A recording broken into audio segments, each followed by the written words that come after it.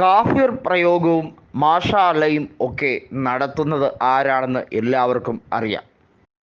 ഇടത് വാട്സാപ്പ് ഗ്രൂപ്പിൽ നിന്നും നിരവധിയായിട്ടുള്ള സംഭവബഹുലമായ പല സ്ക്രീൻഷോട്ടുകളും ഇതിനോടകം തന്നെ വടകരയിലെ ലോക്സഭാ തെരഞ്ഞെടുപ്പുമായി ബന്ധപ്പെട്ട് പ്രചരിച്ചിട്ടുണ്ട്. അതിൽ തന്നെ PK മുഹമ്മദ് കാസിം എന്ന ലീഗുകാരനായ നേതാവിനെ, അദ്ദേഹത്തിനെതിരെ ക്രിമിനൽ കേസാണ് ചുമത്തിയിരിക്കുന്നത്. മതസ്വാർത്ഥ ഉണ്ടാക്കി എന്ന രീതിയിൽ 153A ആണ് ഇട്ടിരിക്കുന്നത്.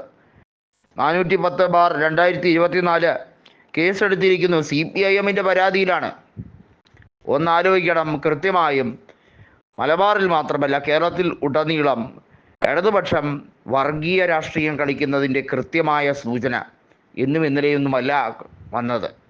ഇടതുപക്ഷം പ്രത്യേകമായിട്ടുള്ള വർഗീയ കളിക്കുന്നു.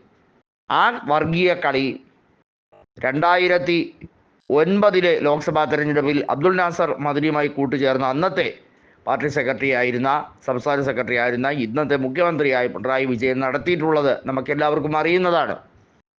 അന്നത്തെ പൊന്നാനി സ്ഥാനാർത്ഥിയായ ഹുസൈൻ രണ്ടത്താണിക്ക് വേണ്ടിയും അതുപോലെ തന്നെ നിരവധി ആളുകൾക്ക് വേണ്ടിയും ഇത്തരത്തിൽ പ്രചരണവുമായി പിണറായി വിജയൻ രംഗത്തിറങ്ങിയത് നമ്മൾ കണ്ട കാഴ്ചയാണ്.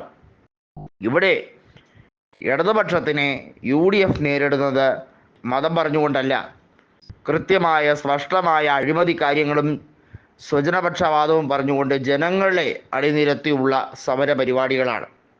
ഒരു വശത്ത് BJP വർഗീയതയുടെ കൂമ്പാരം നിറയ്ക്കുമ്പോൾ മറുവശത്ത് ഇടതുപക്ഷം അതിനേക്കാൾ ശക്തമായ രീതിയിൽ ഇത് മുതലെടുപ്പ് നടത്താൻ ശ്രമിക്കുമ്പോഴാണ് ഇവിടെ UDFൻ്റെ യാഥാർത്ഥ്യം, അവരുടെ അനിവാര്യത, അവരുടെ നിലനിൽപ്പിൻ്റെ ആവശ്യം എല്ലാം കേരളം ചർച്ച ചെയ്യുന്നത്.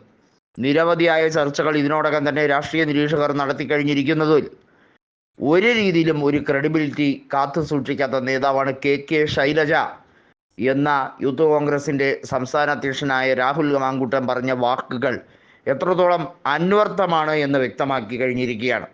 രാഹുൽ മാങ്കൂട്ടം പറഞ്ഞ വസ്തുതാപരമായ കാര്യമാണ്. യൂത്ത് കോൺഗ്രസിൻ്റെ നിലപാട് മാത്രമല്ല, കേരളത്തിൽ ഏതൊരു വ്യക്തിയും സംശയിച്ചു പോകും. ഇത്രയധികം മുഖം മൂടി അണിഞ്ഞ ഒരു ഇടതുപക്ഷ സ്ഥാനാർത്ഥി ശൈലജ അല്ലാതെ മറ്റാരുമില്ല. എല്ലാ രീതിയിലും അവർ ആണ് രക്ഷക എന്നുള്ള പരിവേഷവുമായി വന്ന് യഥാർത്ഥത്തിൽ ടീച്ചറമ്മ കളിച്ച് ജനങ്ങളെ പറ്റിക്കുകയായിരുന്നു എന്നത് രാഹുൽ മാങ്കൂട്ടം പറയുമ്പോൾ സ്വാഭാവികമായും ഇടതുപക്ഷ നേതാക്കൾക്ക് കൃത്യമായി ബോധ്യപ്പെടേണ്ട ഒരു കാര്യമാണ്. ഇതിൽ നിന്നും ജനങ്ങൾ മനസ്സിലാക്കുന്നു യാഥാർത്ഥ്യം എന്തായിരുന്നു എന്നുള്ള കാര്യം.